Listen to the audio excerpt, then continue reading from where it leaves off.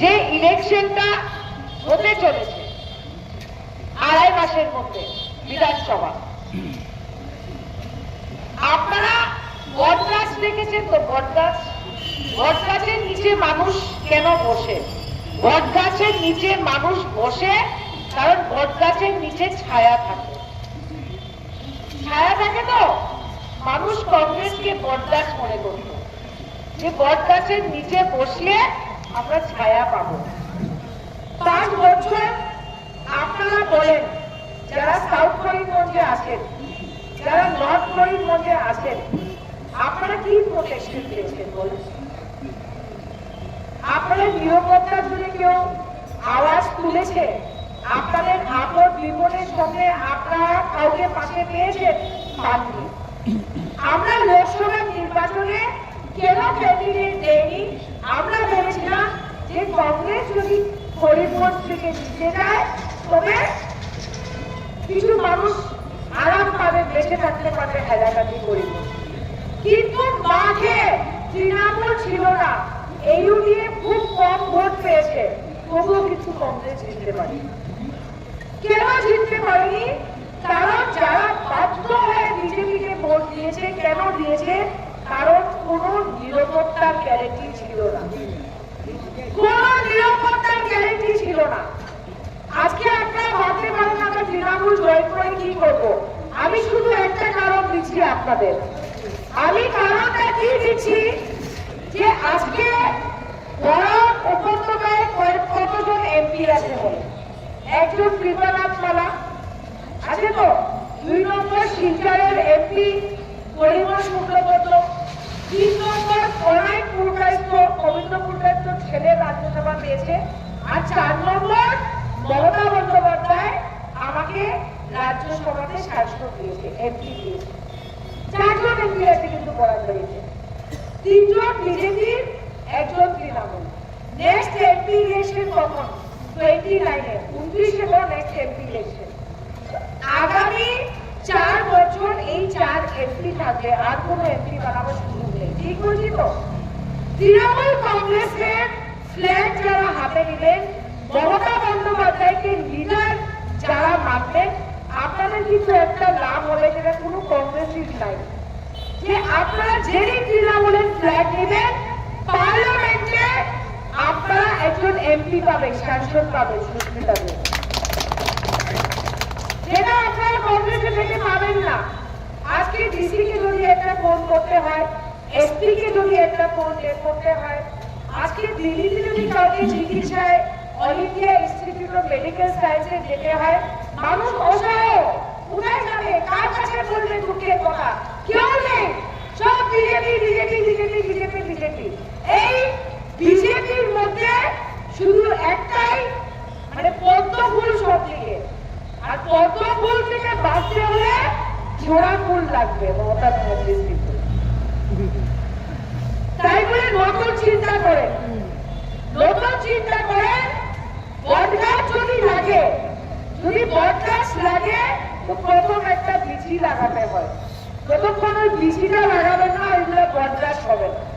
আর আমি এটাও আপনাদের জিজ্ঞেস করে দিলাম, 2.5 মাস হয়েছে নির্বাচন, বিচার করে দেখবেন কংগ্রেসের গভর্নমেন্ট হবে কিনা। হবে নাকি? কংগ্রেসের গভর্নমেন্ট কি মনে হচ্ছে? হবে না। তো আপনারা ভোটটা যখন দিবেন, দেখেন গৌরবপুকুরি থাকবে গুয়াহাটিতে, দেবব্রত সাইকেল থাকবে, ওর ডিস্ট্রিক্টের নামটা কি? শিবসাগর। সুস্মিতা দেবের বাড়ির তারাপুর, বুঝেছেন তো? আর মমতা বন্দ্যোপাধ্যায় আমাকে রাজ্যসভা কেন দিয়েছে জানেন? কারণ আমি শিলচর থেকে লোকসভা দাঁড়াতে পারবো না, এটা রিজার্ভেশন হয়ে গেছে, তপশিলি হয়ে গেছে। তো আসামে বাঙালি, আমি যখন বাঙালি বলি আমি হিন্দু মুসলিম দুজনেরই কথা বলছি, যদি বাঙালিদের বেঁচে থাকতে হয় একজন তো নেতৃত্ব দিতে হবে। তো স্বতঃস্ফূর্তভাবে পরে নেতৃত্ব দেওয়ার মতো মমতা বন্দ্যোপাধ্যায় দেখেছে, বাঙালি সমাজকে নেতৃত্ব দেওয়ার মতো যদি কেউ উঠে আসতে পারে সুস্মিতা দেব ওকে রাজ্যসভা দল কেন দিয়েছে? আমার জন্য দেয়নি, আপনাদের জন্য দিয়েছে। আজকে হেমন্ত বিশ্ব শর্মা এসে বলেছে সুস্মিতা দেব বরাকে অতিথি হয়েছে, বলেছি কিনা? একটা ভিডিও আছে, দেখেছেন? তখন আমি জবাব দেয়নি, হ্যাঁ পশ্চিমবঙ্গে পাঠিয়ে দিয়েছে। আপনারা বলেন এই দেশের ইতিহাসে, ভালো করে শুনবেন যারা মুরব্বীরা আছেন, এই দেশের ইতিহাসে আসামের থেকে একজনই সুসন্তান আছে যে আসামের বাইরে গিয়ে এমপি হয়েছে। সেই সুসন্তান হলো সন্তোষ মন্ডল। উনি এখান থেকে গিয়ে ত্রিপুরাতে এমপি হয়েছে, স্টিল মন্ত্রী। আর 2 নম্বর যে আসামে জন্মভূমি, আসামে কর্মভূমি, বলেন তো আসামের অগ্নিকন্যা সুস্মিতা দেব, বলে তো সবাই।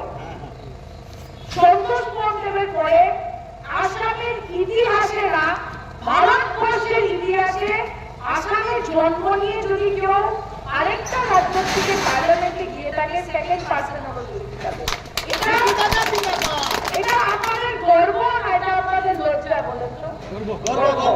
কিন্তু হেমন্ত কিতাব দিয়েছে, তাই তো অতিথি হয়ে গেছে। কারণ ও জানে আজকে করোনার পূর্বে তো খুব ভালো ছেলে, কিন্তু তারা কারণ দল নেই হেমন্তর সামনে মুখ খুলতে পারা। আর মুখ খোলার মতো যদি কেউ থাকে এই বরাক উপত্যকায়, এটা হলো সুস্মিতা দেব।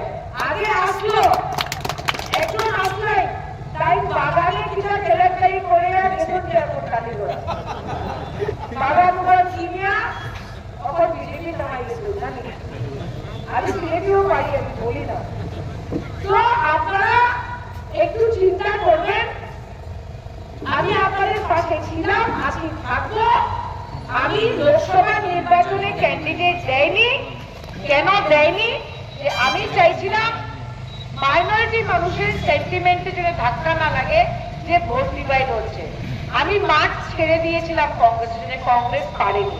আর আমি আজকে বলে গেলাম কংগ্রেস বরাকে আপনারা দেখে নেবেন কি রেজাল্ট হয়।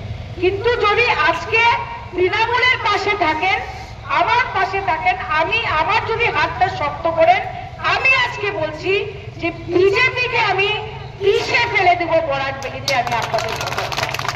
কিন্তু আপনারা সঙ্গে না থাকলে আমি একলা পারবো না। লিডার কে বানায়? পাবলিক লিডার বানায়। সন্তোষ মন্ডলকে লিডার কে বানিয়েছে? জনতা বানিয়েছে। সুস্মিতা দেবকে এমপি কে বানিয়েছে? কাছাড়ের জনতা বানিয়েছে। জনতা যতক্ষণ সঙ্গে থাকবে না, লিডাররা কিছু করতে পারেন না। তাই বলে আপনারা আগামী বিধানসভা নির্বাচনের আগে আমাদের পার্টি অফিস মেইন রোডে আছে, করিমগঞ্জের মেইন রোডে আমাদের পার্টি ভেটেরিনারি হসপিটালের উল্টো দিকে আমাদের অফিস আছে। আমাদের সভাপতি, কার্যকারী সভাপতি আছেন, আমাদের জেনারেল সেক্রেটারিরা আছেন। আপনারা তৃণমূলে যোগ দিন। আমি বলছি যে এটা একটা নতুন চিন্তা, এই চিন্তাটা করবেন। দেখেন আমি ভোটে দাঁড়াবো না, আমি কিন্তু এমপি হয়ে গেছি। আমার দিল্লিতে গাড়ি আছে, বাড়ি আছে, পাওয়ার আছে, সব আছে। কিন্তু আমি আজকে রাস্তায় রাস্তায় বক্তৃতা কেন দিচ্ছি? কারণ আমি চাই যে বরাকে শান্তি থাকবে। হিন্দু মুসলমান সব বাঙালি সবাই আমরা মিলে শান্তি বজায় রেখে যেন আমরা বসবাস করতে পারি, সেই স্বপ্নটা আমি বরাক ভ্যালির জন্য রাখি। আর সেটা নিশ্চিত করতে হলে এরকম একটা দলকে সুযোগ দিতে হবে যারা অপোজিশনে থেকেও লড়াই করতে পারবে, যারা অপোজিশনে থেকেও আপনাদের নিরাপত্তার গ্যারেন্টি দিতে পারবে। সেই দল হলো তৃণমূল কংগ্রেস, সেই দল তৃণমূল কংগ্রেস। সবাইকে আমি আমার অন্তরের অন্তঃস্থল থেকে ধন্যবাদ জানাচ্ছি যে আপনারা আজকে সবাই দেখেছেন। আর আমি আশা করছি যে আগামী দিনে আমরা সবাই মিলে মমতা বন্দ্যোপাধ্যায়ের হাত ধরে বরাক উপত্যকাকে আরো এগিয়ে নিয়ে যেতে পারবো। আর যদি আপনারা মনে করেন যে পার্লামেন্টে করিমগঞ্জ নিয়ে আপনাদের কোনো মন্তব্য আছে বা কোনো ইস্যু আছে, আমাকে সরাসরি বলুন। এখানে মেনি লয়ার্স, শিক্ষিত মানুষরা রয়েছে, যখন যেটা মনে হবে, মানে আমি কাছাড়ে, কিন্তু আমি আপনাদের বলতে চাই যে আমাদের শরীরে হলো যে রক্তটা আছে, সেই রক্তটা হলো অ্যান্টি বিজেপি, আমরা জীবনেও লিড করতে পারবো না। আর আমরা আমাদের রক্ততে বরাক বেরিয়ে আছে, আমরা বরাকের জন্য যেভাবে আমার বাবা ফাইট করেছিল, আমরাও ফাইট করতে চাই। সেই সুযোগটা করে দেবেন, সেই অনুরোধ রেখে আমি যিকোনো খবৰৰ বাবে যোগাযোগ কৰক আমাৰ এই নম্বৰত 9181 307 2221।